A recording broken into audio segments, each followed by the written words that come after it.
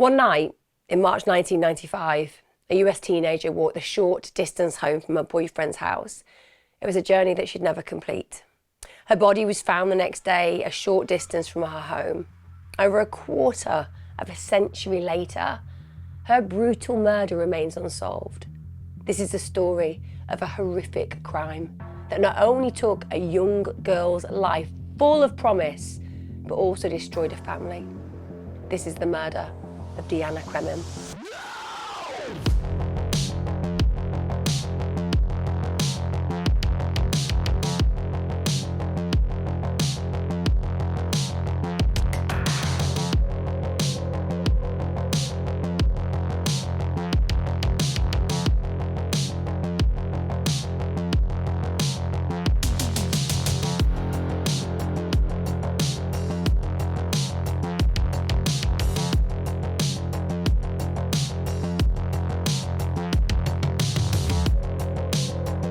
Hi guys, welcome back to my channel. Thank you for joining me. If you're new here, I release my content on a Wednesday and a Sunday. So if you like crime and you like consistency, this is definitely the channel for you. Also, thanks for all your support.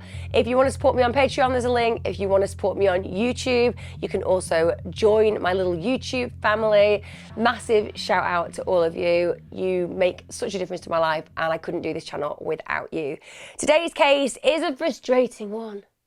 I'm always frustrated when I do an unsolved case. I like closure and I like justice, but I also think it's really important to cover cases that aren't solved in the hope that someone can just add some information to a case that to some degree is cold and that hopefully can warm that case again. So I think it is important to cover this case, although as ever, the fact that there is a young woman whose life was stolen and we don't know who killed her and the killer is still at large is not something that sits well with any of us. So let's talk about Deanna Cremin. Well, she was really a special human being. So she was born on the 26th of March 1978 and she lived with a really close-knit family. She lived in Winter Hill, Somerville, Massachusetts. She had a mother, Kathy, she had a stepfather, Michael, she had a big sister, Christine, and little brothers, Mark and Albert.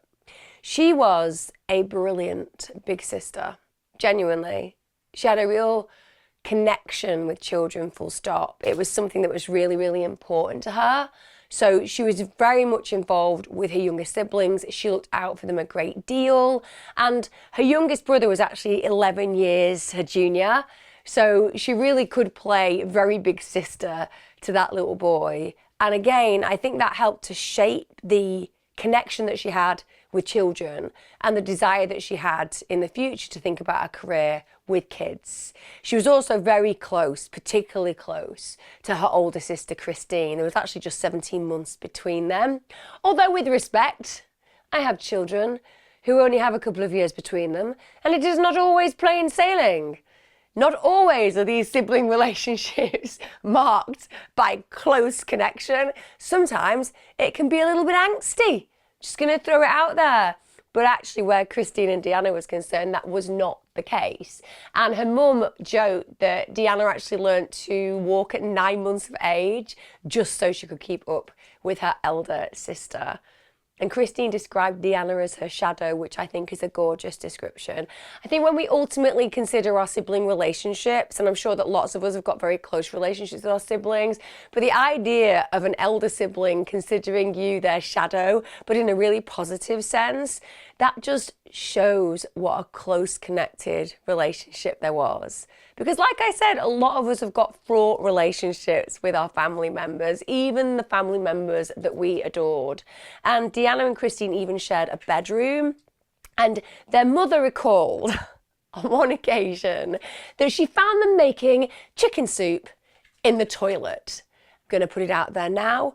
It's an unusual place to create chicken soup, but I think we can all remember the days gone by where as kids we thought lots of things were a good idea, such as the mud pies that I would make and then try to serve to the local children, or the fact that, I don't know, you could go into the kitchen, get quite a lot of different items you knew nothing about, pop into a bowl and try to convince your siblings that it was a really good idea to just taste them in your special blind taste test competition that would involve, in the end, quite high levels of nausea, but never mind.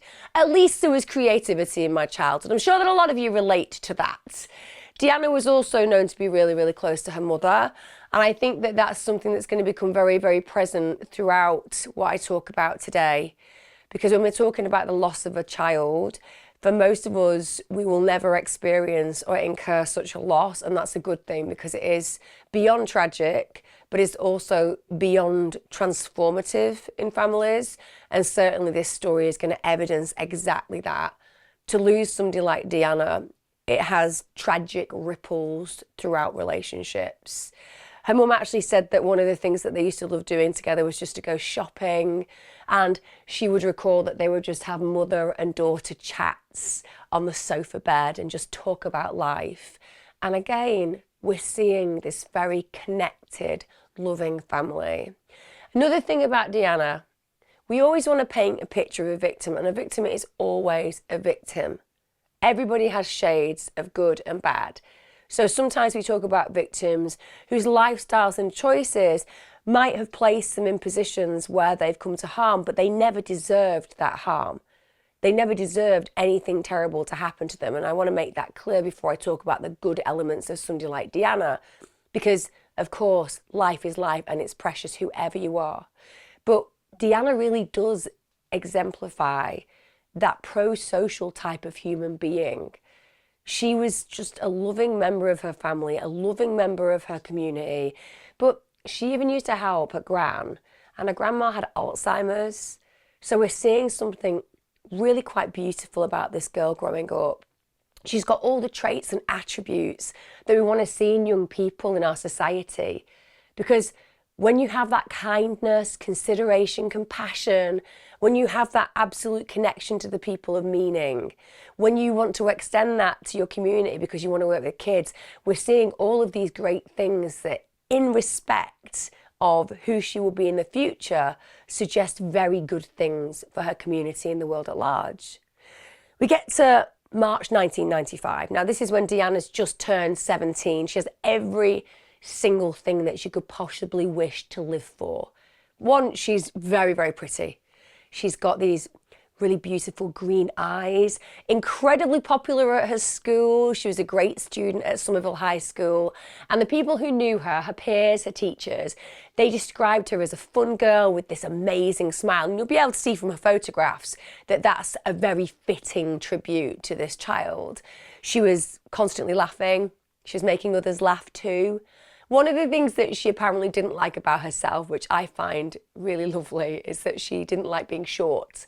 She was 5'2" and she was a size 0, so she was incredibly petite, enviably petite. A lot of us ladies will be out there thinking, I'm 5'8". When I wear heels, I look taller than a lot of men. And also, even though I'm quite a petite woman, I have quite big shoulders. I'm a little bit like a rugby player in that respect. So the idea of being so beautifully petite, that's something that's relatively appealing to somebody like me. But I appreciate that for somebody of her stature, she may have felt differently. I also think that when we talk about the case today, also recognising that at that height and at that size, you have less opportunity to defend yourself as somebody my height and size would. But in spite of her very petite size, I think what we could say is what she lacked in height, she absolutely made up for with her great, caring and outgoing personality. Her mum said that even though she was obviously beautiful, she really didn't know it. She wasn't somebody who understood the impact that she had on those around her. She just didn't really acknowledge how beautiful she was. And apparently, she could eat 6 slices of Leona's pizza in one sitting, which I think is pretty admirable for somebody so petite. She also is said to have absolutely adored the colour purple. She loved Pepsi. She loved sour pickles. These kind of reflections I'm putting in here because it paints a life that's lost. We can talk about Deanna just as a name. We can talk about Deanna as a girl who gets murdered. Or we can talk about Deanna as a person of meaning and the idiosyncrasies that made her her. I think the reflections and recollections of her mother are really powerful. It paints a picture of her personality as well as just a picture that we see in these kind of films that people like me make. Another thing that was amazing about Deanna is that she had a really busy schedule. She kept really active in her life. So she took part in lots of extracurricular activities. She was involved in the child development program at her school. So she worked with third graders. And all this was great experience because she wanted a future career where she dreamt of becoming a preschool teacher. Or to be honest, from what I've read about her, she wanted to work with children per se. That was what she was more concerned about. As long as she was working with children, she would have been happy. And she was known to genuinely love and connect with kids. So she was one of those girls in the local community where she regularly babysat for other families because they trusted her. In fact, she was known to be the favourite neighbourhood babysitter, which I love. I mean, I used to babysit a lot when I was a kid. And I have always loved being around children. I have enjoyed and thoroughly connected with being a mother. But another thing that I liked when I went babysitting was because, I don't know about you guys, but the thing for me about babysitting is that when you went to other people's houses, they had food that you weren't used to. So I would go and babysit, which was great fun. And then I would just graze my way through the evening using other people's cupboards to satiate my desires for these food types. Just throwing it out there. Some of you may have just done it like Deanna because she liked kids. I'm just saying it was a way of expanding my repertoire of food. Also, she worked part-time at the local Star supermarket. In fact, she just finished her cashier training before she was killed. So this is a young girl who's constantly developing. She volunteered at the Somerville Cable Access Television Network. So she filled her schedule really effectively. And it says about her capacity to fit in. It says about her likability. It says that people trusted her. These are really important traits within this child. She's 17, she's not an adult yet, but wow, is she working hard on becoming the best adult she could possibly be. Now, aside from doing all that I've just talked about, which is showing very pro-social, hard-working capacity that this girl has, she was also a regular teenager. So she wasn't a complete angel, nor would we expect her to be. So she did truant occasionally. She was known to nick the odd cheeky cigarette. I think back in the day, a lot of us remember that that was just par for the course of being a teenager, wasn't it? Young people these days are into vaping, aren't they? Back in, 20, 25 years ago, taking cigs from your parents if they smoked or nicking your mate's cigs when you were out socially was just something that was normal, and she certainly fitted that paradigm. Again, truancy, I kind of look back at my own life. I'm sure many of you look back at your life. I spent a lot of time truanting. It's also why I'm really, really good at pool. So, swings and roundabouts, swings and roundabouts. Now, in Deanna's personal life, like I've said, she's really popular. She's got a really busy social life. She's got a massive group of friends. Also, she's got a boyfriend. This is a guy called Tommy LeBlanc. Now, he's been dating her for 2 years at this point. What does that tell us again? There's a lot of consistency, there's commitment, there's stability. Holding down a relationship between the ages of 15 and 17 is not an easy feat to achieve. A lot of us think that a month lasts for 100 years. Times that by 24. That's good going. So again, just reintroducing us to this girl's ability to hold down good relationships and also to show commitment. Now, they'd apparently met through a friend of a friend, and that friend also worked at the supermarket where Deanna worked. Now, unlike Deanna, who was very outgoing, she's very gregarious, Tommy was actually considered by other people to be relatively quiet, relatively withdrawn. And a lot of people will pose the question, well, why would Deanna, who's hugely popular, very beautiful, very gregarious in that local community, why would she connect with somebody this way?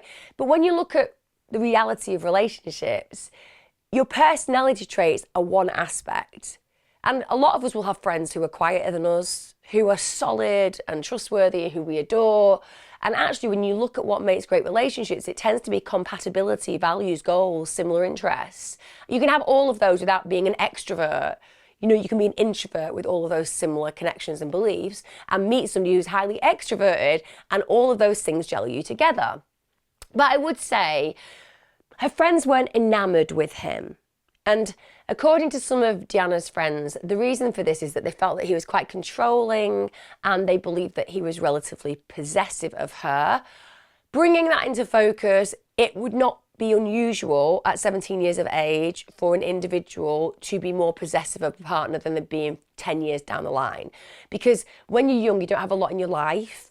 Therefore, when you fall in love, it can feel very big, overwhelming, and you can have a lot of fear associated with the fact that that relationship may end, and that can make you act in ways that on reflection are actually not very acceptable. But at the time, you didn't have the conscience, you didn't have the life experience, you didn't have the relational experience, and so the consequence is that you behave relatively badly compared to how you do when you're older. And I think every single human being who's watching this right now, you would be in denial if you didn't look back at when you were a teenager and think, maybe that wasn't the best way to act.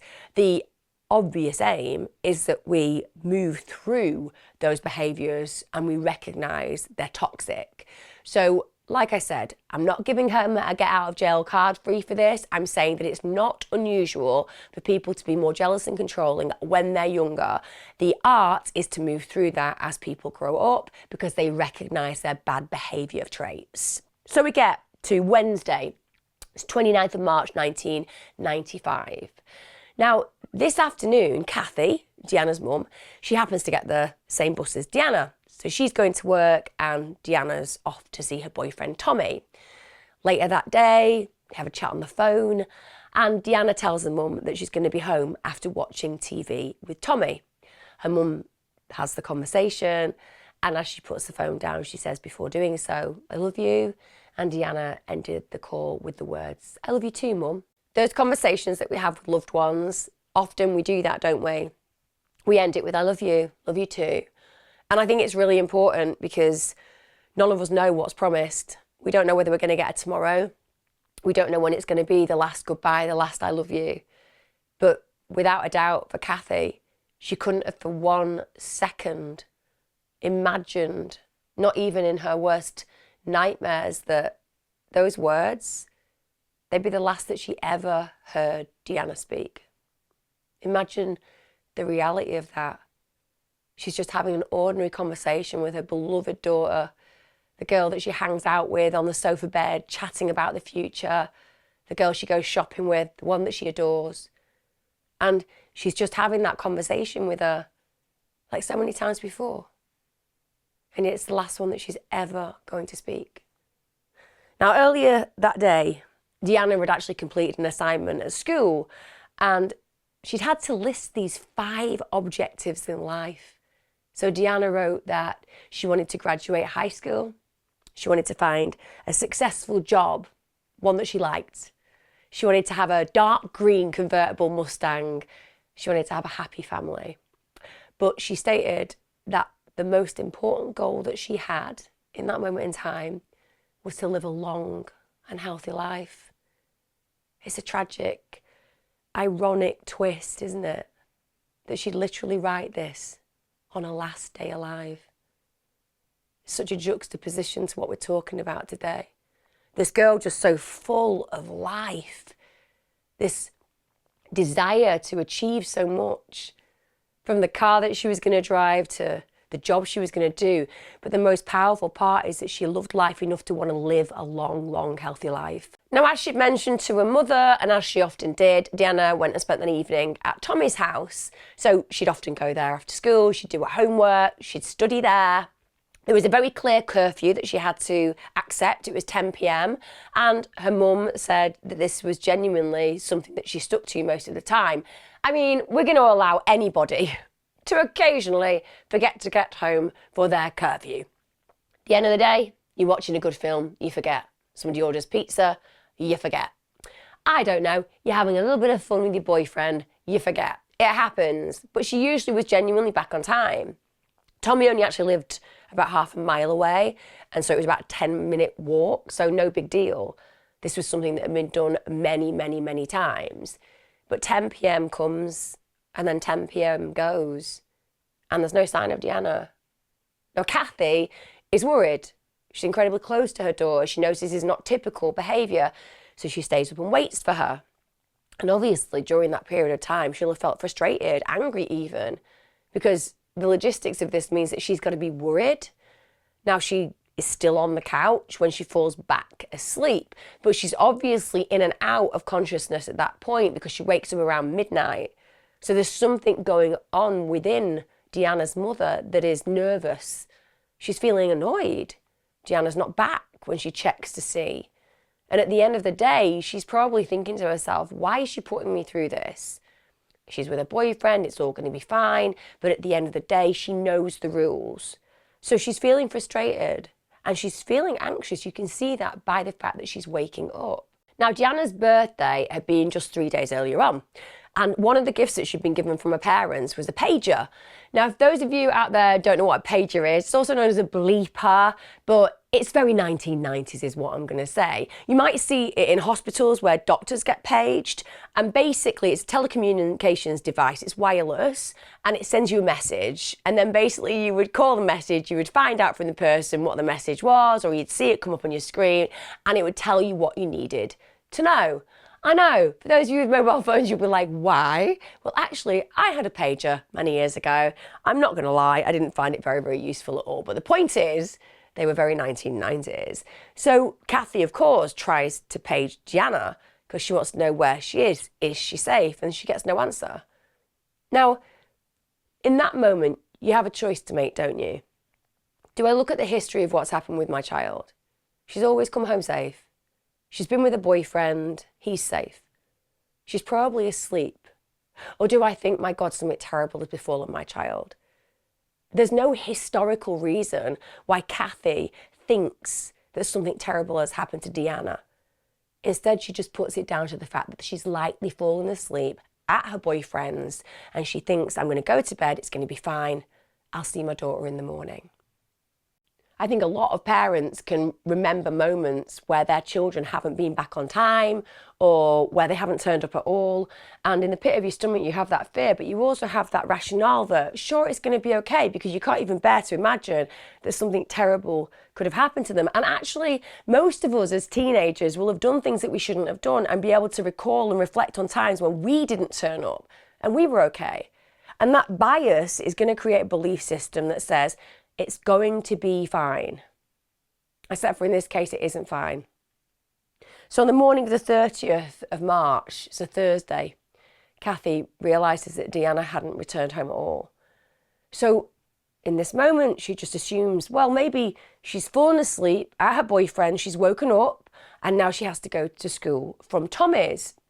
So she rings Tommy's house, and she actually tells him to tell Deanna to get her butt home. You can imagine that, can't you? Because she's kind of annoyed with him as well. You know the curfew. She's meant to be home. So you better make damn sure that she gets to school this morning. But the reality of the response is not what she expects. Tom is really confused. And he says, no, Deanna isn't here. She left about 11 p.m. the night before and I walked her back home halfway. I let her walk the rest of the way by herself, but it was only a short journey. Now, for Kathy, this didn't ring true. That's how I'll say it. It didn't ring true for her. And the reason it didn't ring true for her is because he had walked her home every single time before this all the way to her door. And that therefore seemed out of character, that Tommy would only walk Deanna halfway home. Now, at this moment in time, clearly, Kathy's really concerned. She's thinking, what on earth happened to my daughter? So she speaks to her husband, Michael. And Michael does what any good parent and caregiver does. He goes out to search for her. Kathy goes into work. She's obviously still hoping for the best. And some people might think, well, why would you go into work when your 17-year-old daughter seems to have disappeared? I cannot express how many people go into autopilot, and part of it is a survival mechanism. It says, if I just carry on doing everything normally, going through the motions of my life, then everything's going to be okay. If I just hold on to the habits that I've carried out every single day, then everything's going to work out fine. Deanna's going to be okay. Michael, of course, is driving around looking for her, can't see her, so he goes to Deanna's high school. But she hasn't turned up for classes that morning. Shortly after, he received a visit from a police officer. And at that point is given the news that every parent dreads. It's the news that haunts our nightmares. It's the news that inhabits our darkest fears. And the idea that anyone could ever speak those words in reality to us is something that's even hard to imagine, to comprehend, let alone to live. The search for missing Deanna didn't last very long, because on Thursday, the 30th of March 1995, it's around 8 a.m, 2 young girls were just taking a short cut to their school, just going about the business, chatting about what's going to happen that day. And all of a sudden they make the most horrific discovery. Beneath a tree, next to a fence, just behind an old age housing complex, they find Deanna. Her body is just partially clothed. She's lying on her back and she's literally just a block from her home, so she genuinely did nearly make it home. Even worse for these 2 poor girls who are traumatized in the moment that they find Deanna. They know her. She's babysat in the past for both of the girls. Can you imagine the fact that now we're not just talking about the horror of finding a body, we're talking about finding a familiar person who's been in their lives. Now, it's clear that she was sexually assaulted, and they're also able to see pretty early on that she'd been manually strangled to death. And one of her legs was actually partially out of her trousers, and she only had 1 sock on. And the reason that this is very telling is because it shows that it's clear that she put up a really big struggle. Now, there are some reports that suggest that she has some broken bones, but I couldn't find out what those broken bones were. It could have been a reference to the hyoid bone in the throat, because that's often broken when somebody strangles you.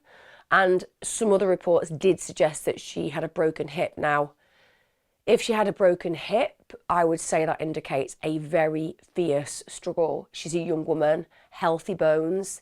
It takes damn hard impact or struggle to break that kind of a bone. Now, the police are very quickly at the scene of the murder. This is terrifying for the local community, and they launch a murder investigation immediately. Officers notified Michael at home, of course, as I've told you, that Deanna's been killed.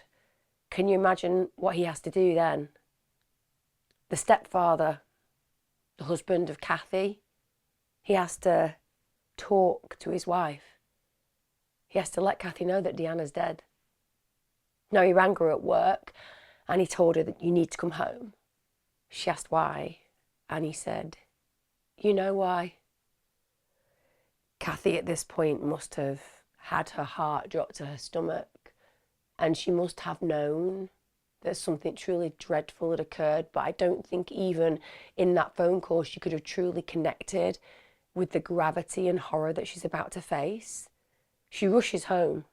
There are police cars everywhere. And when she's actually told that Deanna was dead, her world literally fell apart. Those who saw what happened said that she became absolutely hysterical. She began to thrash about, and every single thing changed for that family that day. The Cremin family went from this lovely, connected, happy, genuinely grateful family who loved each other in such totality, and then this horror impacted on their world in every way, shape and form. And the origin of this horror spread, and it spread so drastically and so darkly that in many ways it consumed this family. Now, shortly after Deanna's death, the intersection at Jack Street and Temple Street in Deanna's neighbourhood was actually named Deanna Cremin Square in her honour. So you can see she had a real impact on that community, and they wanted to give her a sense of legacy. And I know it doesn't bring her back. And I know it doesn't mean that Deanna's family have some peace and closure because of this kind of action. But you know what it does to me? It says that Deanna Cremin haunts whoever's done it. She's in that local area permanently. And if the killer is too, then the reality is that it's inescapable for them. And I like to imagine that that message haunts them constantly, and that she catches up with them again and again and again. And so even though they're escaping justice at this moment in time, she is creeping further and further and further into their psyche, particularly as we know DNA is improving, particularly as we know that cold cases are getting solved every single day. I hope that's the case in this case.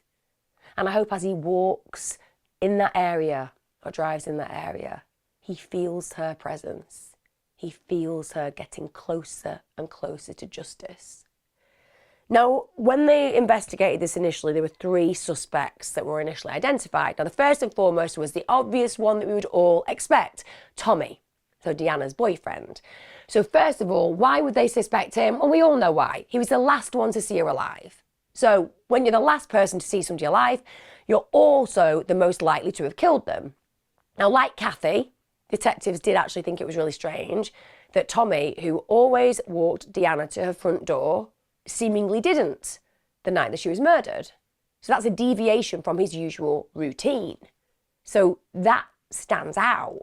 Also, he would always call her when he got home because it was a way of letting her know that he was safe. So why not that night? So not only hadn't he walked her to her front door, he then hadn't actually called her when he'd got home to his house. Now, Tommy actually had an explanation for this. He said, yeah, you know what? I did usually walk her home and call her from my house when I got home. And I did deviate from my normal plan, but there's a reason for it. I'd ordered food before I'd set off with Deanna. I needed to be back to get my takeaway. So I didn't walk her all the way home. And he was actually, to be fair, able to produce a receipt for the order. However, I will also note the report suggests that one of the things that investigators did notice is he seemed to have some unexplained scratches on his arms and his cheek on the day following his girlfriend's murder. That is concerning. I can't testify to how those scratches on his arms and cheek arrived, but it isn't what we'd expect to see, particularly after a girl has been murdered and that person has been with that girl that day and evening. Nonetheless, detectives end up speaking to Tommy and going through this with him, and he just maintains that he's walked halfway back with Deanna. She'd been alive and well when they parted company, and that he left her at the intersection of Heath and Bond Street. Now, Deanna's body was actually found less than 500 feet from where Tommy claimed that they went their separate ways. Also, I do think his behaviour was questionable. I'm not going to lie, because I think that if you have lost your girlfriend in the most heinous of ways, even if you are coming under suspicion, it's your job and duty, if you're innocent, to help. Even if that can feel at times as if people are pointing the finger at you. If you have nothing to hide, you've nothing to hide. So you may as well help investigators as much as possible, because your main belief would be, I need to know who hurt my girlfriend. I need to bring to justice the killer of my girlfriend. And he isn't like that. He becomes really uncooperative with police during the investigation. And that doesn't bode well for him. But again, just to bring balance in, if you are a 17-year-old young man and your girlfriend has been murdered and people are starting to look at you as if you may be the person responsible for that murder, and there are these kind of foundations for that belief, such as you had scratches on your face and you didn't actually go your usual route and your behaviour changed in such a way that meant that you were separated from your girlfriend and then she suddenly turns up dead, and so on and so forth, you could imagine that there would be a high level of stress, and that he may feel fearful about his freedom being taken away unfairly, and therefore he just decides in the end he's not going to cooperate anymore. Maybe he feels angry because people are looking his direction where he knows that he hasn't actually done it, and therefore he just doesn't want to continue engaging with the investigation because he's fearful that that means they aren't looking elsewhere. Just to bring balance, like I said, it's unusual behaviour. The scratches certainly worry me, but I also think we have to look at both sides in that moment, and he is very young. 2 months after Deanna's body's found, Tommy's mother actually takes a restraining order against him. She says that apparently he gets really volatile and his mood swings are really bad, and that this coincided with Deanna's death, so she couldn't handle his behaviour. Now again, arguably we can say, well, that doesn't look good for Tommy. Suddenly he's been really volatile. He's got really high level mood swings to such a degree that his mother doesn't even want him to be around her because she's scared of that behaviour. Certainly that would suggest that there is a level of violence potentially within him, and that therefore could be translated to, well, maybe it's possible that he did kill Deanna. Again, to bring balance to this, this occurs after the actual death of Deanna. So we could argue that PTSD has a potential to do the same. People get volatile, people get angry, people's mood swings if they've been exposed to a horrific trauma. And certainly if he loved his girlfriend and he feels guilty because he didn't get her home that night, and if he'd walked her to the front door, we wouldn't be telling this story. It is possible that he's highly traumatized. Now, second suspect was a local firefighter. Deanna and her friends, they would sometimes walk past a fire station on the way home from school, and I'm just throwing it out there. Men and women in uniform, they can catch your eye a little bit, can't they? I'm not saying that the person beneath it is not important. I'm saying that a body can be embellished with a nice uniform. And apparently the girls would flirt with the firemen, totally contextual with the age frame. But there is one particular fireman who seems to really take an interest in Deanna, and some actually go so far as to say that he became obsessed with her. Now, she was half his age at the time, so there is a massive difference. And there were actually some rumours that he'd been harassing her, even stalking Deanna before her death. Now, it seems as well that this individual came from a really well-to-do family with political connections. What do I hear you ask? What does that mean, Emma? Political connections? Why should that make us look closely at this? I don't know. It's just there's a whole heap of cases that are out there in the press where things haven't been followed up as they should be because, you know, your dad's friends with the mayor, or your uncle's involved with a guy running for Senate, all of that stuff. Just saying, political connections can be political corruption in certain places. Just throwing it in there. Throwing it in. It's in there. I've thrown it in. I'm not saying it is. Just saying, you know, political connections and all that. So there have actually been indications that Deanna may have actually had some involvement with this guy. Some people say that they saw her kissing him in a car.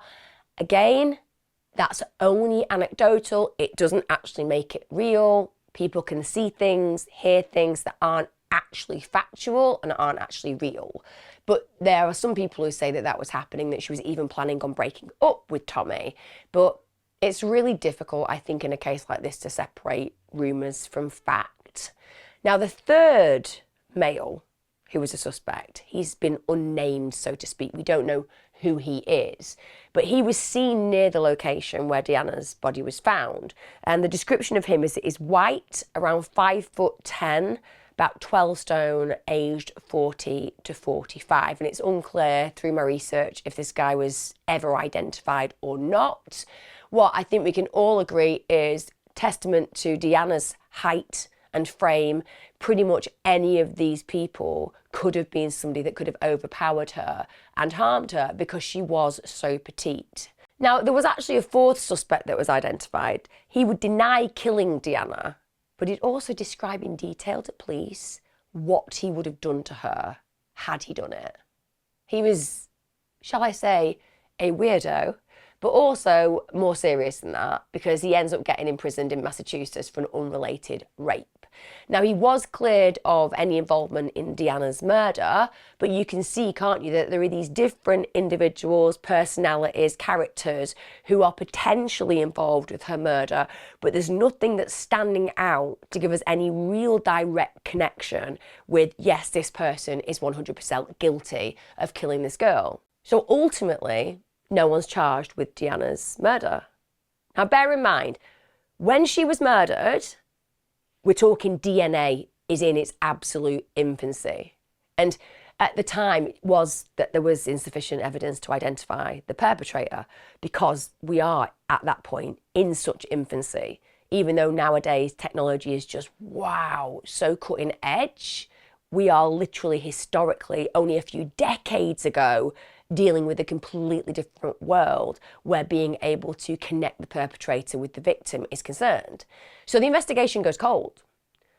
I talked a little bit earlier on about the impact of Deanna's death.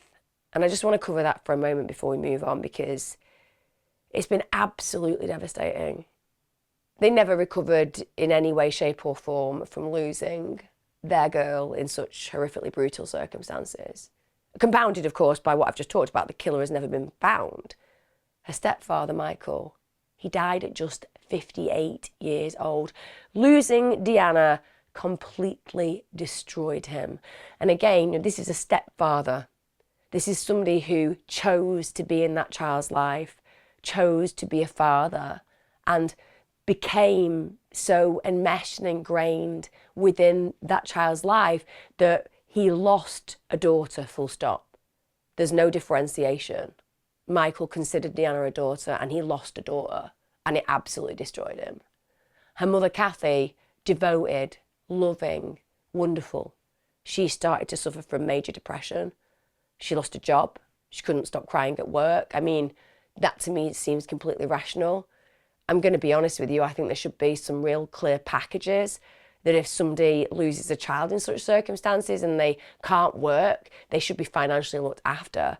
It's brutal that somebody has to try to survive in such circumstances. Why would you be able to go to work and not cry? Every teenager that walks past you, you're thinking that should be my daughter. Every man that walks past you, you're thinking this could be my daughter's killer. This is happening moment after moment in Kathy's life. And she can't cope. This depression is driving her insane. And so she starts to self-medicate. She looks for anything that can dull that pain. She gets addicted to drugs. She gets addicted to alcohol. She loses her house. Her marriage ends.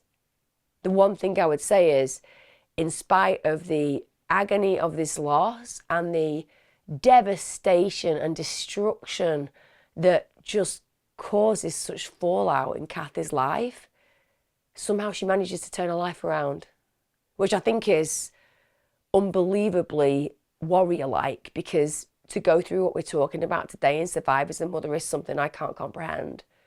And we have to mention Deanna's older sister, Christine, because this young woman, she actually had to be mother to her younger brothers from the age of 18.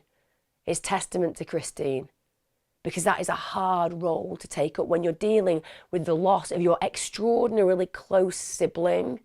You're managing the murder in your mind. You're dealing with the injustice of a killer being out there. You may be even fearful of your own life because they've taken your sisters. And yet you find the mental wherewithal to carry on and to look after and protect your little brothers. She actually went into denial.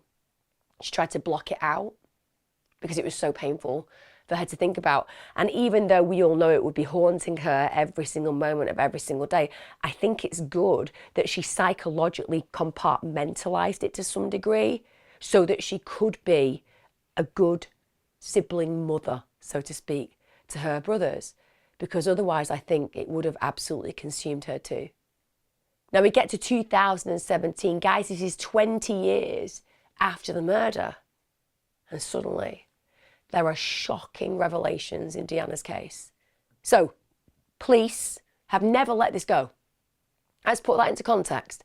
Yeah, it's been difficult. Yeah, it's been cold to some degree, but it's never been let go of. Remember, Deanna's name is everywhere in that area.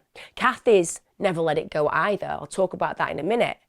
So she is all over that area. So her memory's never faded. And now police get this new evidence.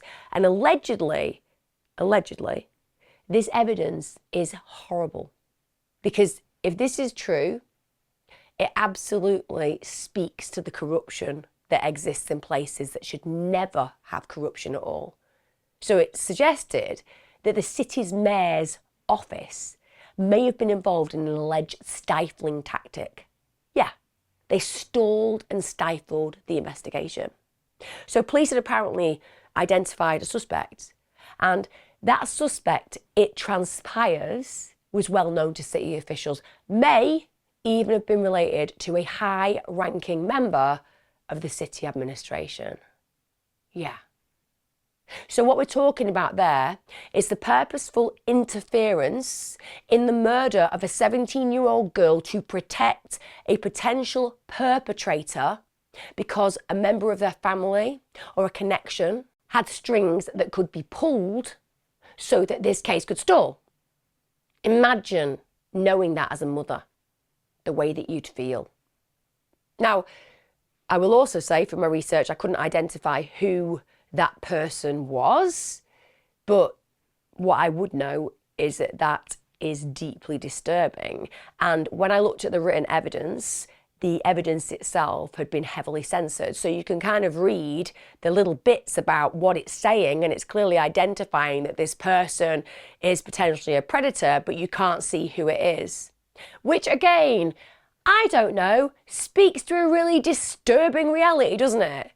That we could have a perpetrator walking around who the authorities are aware of, and they've got the protection of these individuals because they are corrupt in places where they're meant to be protecting us. Then we get to 2019. The cold case unit re-examines the case. Now this, of course, is with the benefit of the latest DNA testing and profiling. Now, according to rumours, and again, this is only stuff that I can tell you regarding what I'm picking up from the case itself and the conversations around that, the rumours are that investigators believe they know exactly who killed Deanna, but they need more evidence before they can prosecute them. Now that excites me. It excites me in lots of ways, but mostly it excites me because I believe she haunts this human, and I believe he knows she's coming for him. I'm sure that a lot of you who hear me talk like this also mirror those feelings. The idea that the investigators know who've done it. They're just waiting. That person is an imprisoned man walking. They just don't know it yet. And maybe they do know it. Maybe they know they're living on borrowed time. And maybe they're realizing that whatever protection they think that they have is wearing thin. Now, Deanna's family, they still hold a special remembrance event every March. It's around the time of her birthday.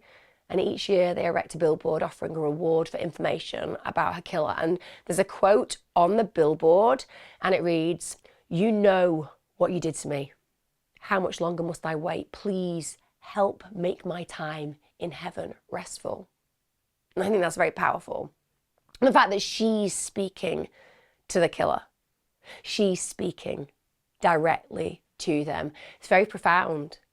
It's not the parents saying, "Please let us know what happened to our daughter." It's not a sibling saying it. It's Deanna. You know what you did to me. You know what you did to me. They really want to keep the public aware of this unsolved murder. They don't want people to forget. And they genuinely believe that one day that perpetrator is going to be caught. Or maybe that this perpetrator is going to realise that finally they have a shred of conscience. And I don't know, if they don't want to find the lift down at the end of their days, maybe they'll hand themselves into authorities. You know?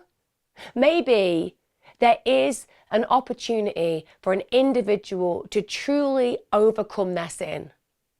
Maybe they just need to have the good conscience and the reality of a growing morality to just go and say it was me. In the hope that there'll be forgiveness, maybe not in this life, maybe in the next.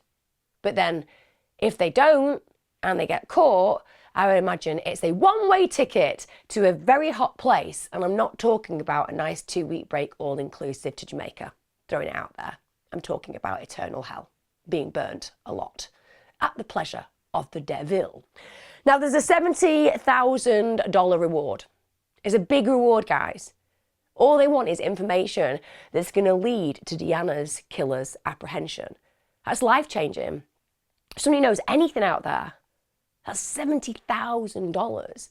It's life-changing, genuinely. Not just for the family, because they'll know who has killed Deanna, but also for the individual brave enough to have the courage to actually go and talk to the authorities. And it's one of those, so often people don't really think that they've got the missing information required. They think that, oh, it was just something I saw, just something I heard. But if you actually go and have a conversation with law enforcement, you find that the jigsaw puzzle was missing that piece, your piece, and suddenly you're $70,000 richer, and the family have the closure they so dearly deserve. Deanna's case actually remains one of 13 unsolved murders in Somerville since 1980. It's quite a lot, isn't it? 13 since 1980. And like I said, the one thing that is very clear about Deanna is she's gone nowhere from people's memories. They keep her alive. They're all fighting for her justice. Her friends and family, they're never quiet about this. Now, during the years since Deanna's murder, her family have been told numerous times that there are these promising developments in the case, but even though they were meant to be so promising, nothing really ever comes to fruition. The hopes are always being dashed. No arrests ever being made. Her mother, Kathy, actually stated this. She was just a good person. She would have become a better person. Because of the person Deanna was, no one's going to give up on getting justice for her. That's powerful, isn't it? No one's giving up. She's basically saying, I will spend my life, we will all spend our lives fighting for Deanna's justice.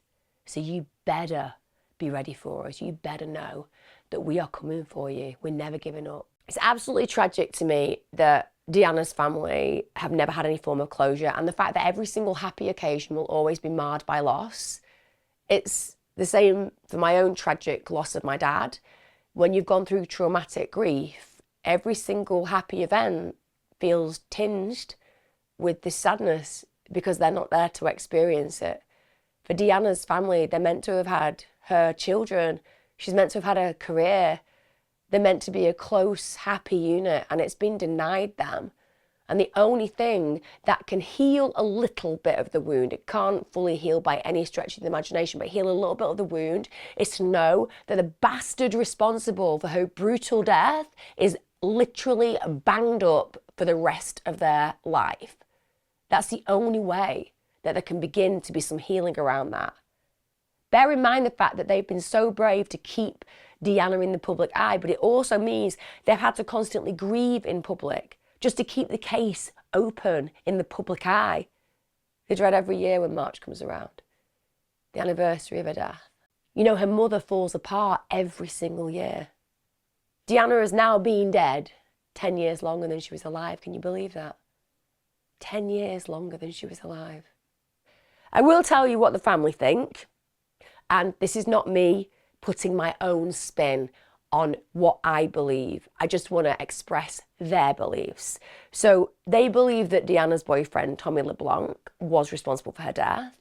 They feel that he was the last one to see her alive, and he didn't walk her to her house that night. He didn't call her after like he usually did. They're two things that he always did.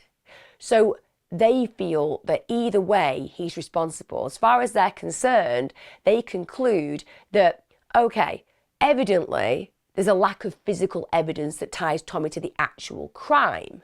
So therefore, as far as they're concerned, it might not be that he actually physically murdered Deanna, but he didn't actually get her home. And therefore, as far as the family is concerned, if he had walked her to her front door like he'd always been trusted to do before, we wouldn't be telling this story. So either way, whether he actually murdered her or whether he allowed her in their mind to be murdered, it's his fault. But I also need to know that if you are Tommy and you are completely innocent, it must be really tough for him. He must be constantly under that shadow of suspicion. And of course, he would have absolutely had to live with the guilt of knowing that she'd still be alive if he walked her home like he normally did. So if he's innocent, then I actually understand why he avoids the interviews with the press, because he's been presumed guilty without a trial. Again, for the due process of balance, his guilt could also be a reason to avoid interviews. And I will note he still remains today a person of interest in the investigation. But no matter what happens there, as far as Kathy is concerned, it all draws back to him. He either failed to get her daughter home safely, or he's the reason she didn't get home safely.